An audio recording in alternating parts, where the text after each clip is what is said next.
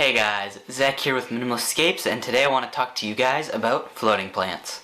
Floating plants bring a lot to the table when it comes to aquariums. The first being that aesthetically, they can add a lot to an aquarium.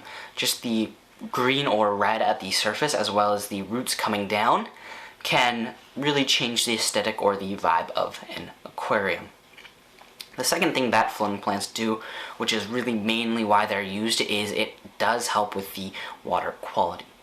Floating plants have access to atmospheric CO2, which is much more abundant than the CO2 inside of an aquarium, as well as having access to the free-floating nutrients inside of the water column.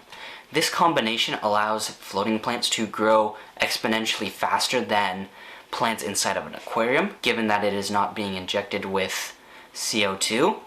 And this lets the floating plants grow faster, multiply faster, and cover the surface. And this also allows you to do a little bit less maintenance because it does take out more nutrients from the water than the standard aquarium plant. So in this video, I want to go over the floating plants that I've personally worked with, from smallest to biggest, and what I mainly use them for and what I consider their best uses to be for. So let's get into it. Now the first floating plant on the list is going to be duckweed.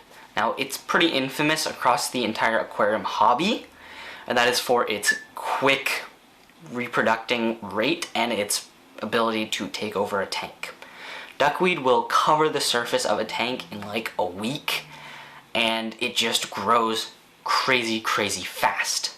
That being said, it's really good at absorbing the nutrients and taking over, and that's why it can multiply so fast.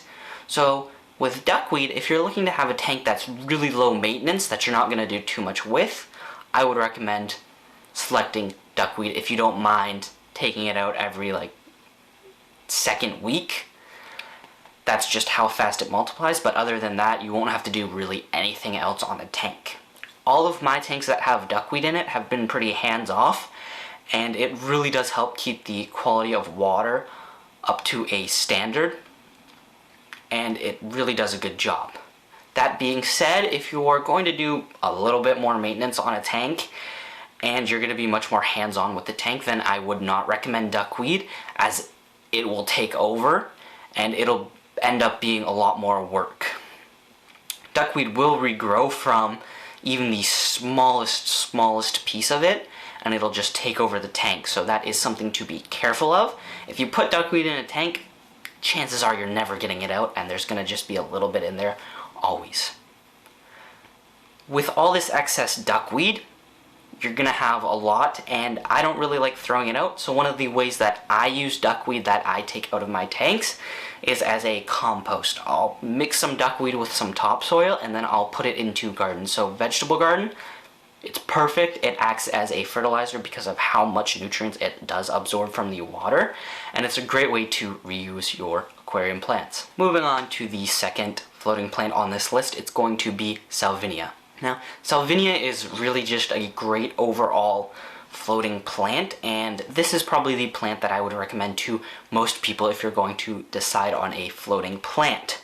It grows at a fast yet not insanely fast rate, and it's also manageable. It's very easy to remove, and it doesn't go crazy like duckweed.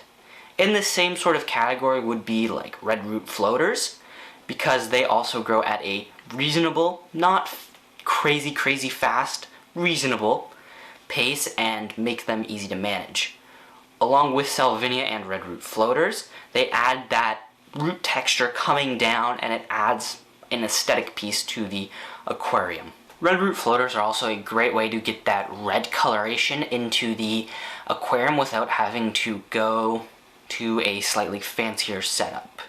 In low-tech scapes, you can get a nice pop of red with red root floaters that you might not be able to get in some other red plants, because they will go green if they don't have enough light and enough CO2, but red root floaters don't really need to worry about that. They sit on the surface, so they're relatively close to the light, and they have access to atmospheric CO2, which can really make the reds pop. I've also found that Salvinia is a really good indicator of the total water quality of an aquarium, if your Salvinia does start to wilt or yellow or kind of start to die, you know that there might be some issues with the quality of the water, and I would recommend checking it. It's just a kind of like an early warning about your aquarium. Moving on to our third floating plant, it's going to be Frogbit. Now, this is super, super awesome. I really love this floating plant for really one specific reason, and that is its long roots that come down and add a jungle aesthetic to the aquarium. I found when I mix it with something like Vallisneria, and I have these long roots coming down from the Frogbit, and I've got the Val kind of tangling through it, it really makes it feel like a jungle, and it does add a lot to the aquarium. Now, Frogbit, with its very long roots and broad leaves, while it does help keep the water parameters in check, once it gets big enough, the roots will start to go into the substrate and take from the substrate instead of the water column. So if you're looking for something that's going to keep the water quality in check, go with something like Salvinia. But if you're just looking for something that's a bit bigger, broader leafed, super easy to maintain, I would recommend Frogbit, and it would be much more for aesthetic reasons. Under the right circumstances, Frogbit will also flower, and I find that when it's flowering, I know I've just done something right with the aquarium, and it's really great to see. So if you want to give that a try, maybe get some Frogbit. Now, the final floating plant that I'm going to include on this list is going to be water lettuce.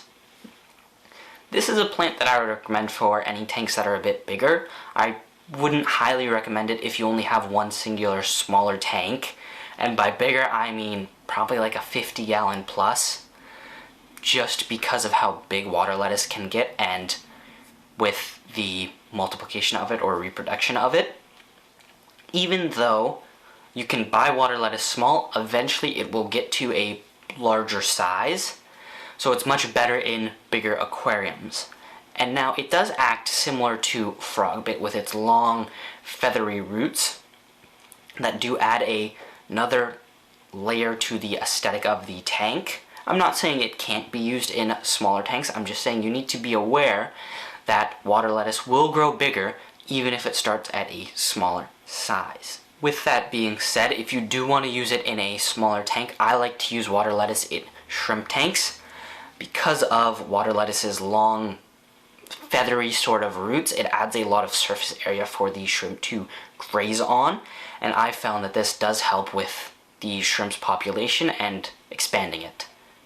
But again, keep in mind, I just want to repeat this point again, is that water lettuce will grow bigger, and you can be stuck with like a water lettuce that goes from about this size, it can go real big. So just be careful with that and make sure you have a backup plan in case it does get to that size. With all of these floating plants, there really is no best overall pick, and there's none that I would take over any of the other ones. It's all going to be depending on what you are looking for. If you're looking for something smaller like duckweed, maybe something in the more medium size like Salvinia or redwood floater, something a bit bigger like Frogbit, or something even bigger like water lettuce. It's really just going to depend on what you find interesting, which one you like the best, and it's really going to be case by case, whichever one kind of fits your tank. Thank you guys so much for watching. That's all for this video. If you have enjoyed, please consider subscribing, and I will see you guys next time. Peace.